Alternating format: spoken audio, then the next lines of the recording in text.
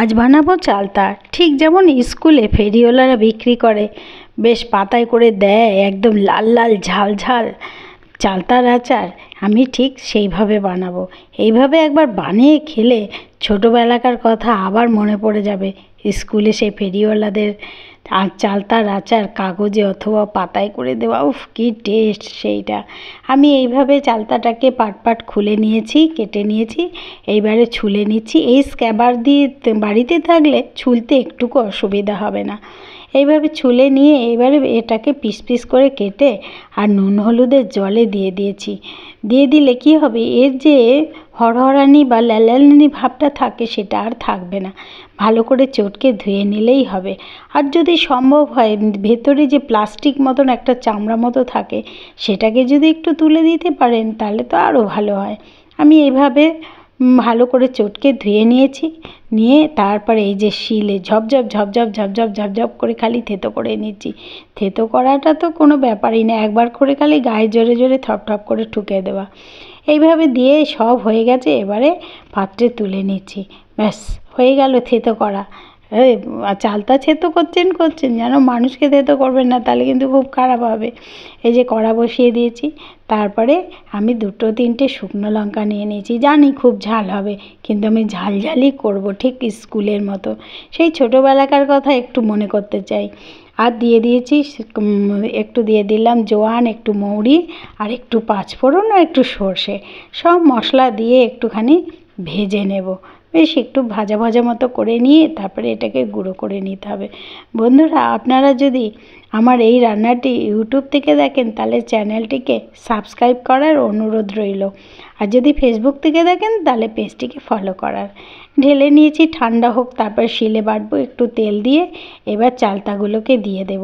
একটু নেড়ে নিলে কি হবে, কাঁচা গন্ধটা থাকবে না। ব্যাস এবারে একটু নেড়ে নিয়ে নুন দিয়ে, হলুদ দিয়ে আর একটু কাশ্মীরি লঙ্কার গুঁড়ো দেব, তাহলে রঙটা ভালো হবে। একটু কাশ্মীরি লঙ্কার গুঁড়ো দিয়ে ব্যাস নেড়ে চেড়ে, বেশ একটা চালতার জন্য 1/2 চামচ হলুদ দিয়েছি আর 1 চামচ কাশ্মীরি লঙ্কার গুঁড়ো। এবার ঢাকা দিয়ে দেব। দিলে বেশ 10 মিনিট মতন ধিমি আঁচে ঢাকা থাকলেই সিদ্ধ হয়ে যাবে। তারপরেই আর কিছুই করতে হবে না, গুড় বা চিনি দিলেই ব্যাস চালতার আচার হয়ে যাবে। এবার লাস্টে ওই সুন্দর মশলাটা যেটা খেলে হুস হাস করতে হবে, কি সুন্দর। আর সেই ছোটোবেলাকার কথা মনে পড়ে যাবে। এবারে আমি শিলে এটাকে বেটে নিচ্ছি। এই বাটাটা কিন্তু একদম মিহি হবে না, একটু দানা দানা থাকবে, তাহলে খেতে খুব ভালো লাগবে। এবার ঢাকনা খুলে দেখলাম, হ্যাঁ বেশ হয়ে এসছে সিদ্ধ। এইবারে দিয়ে দেব গুড়। আমার কাছে পাটালি গুড় ছিল, আমি সেই পাটালি গুড়টাই দেবো। আপনাদের কাছে চিনি, গুড় যা আপনারা খেতে চাইবেন সেটাই দেবেন।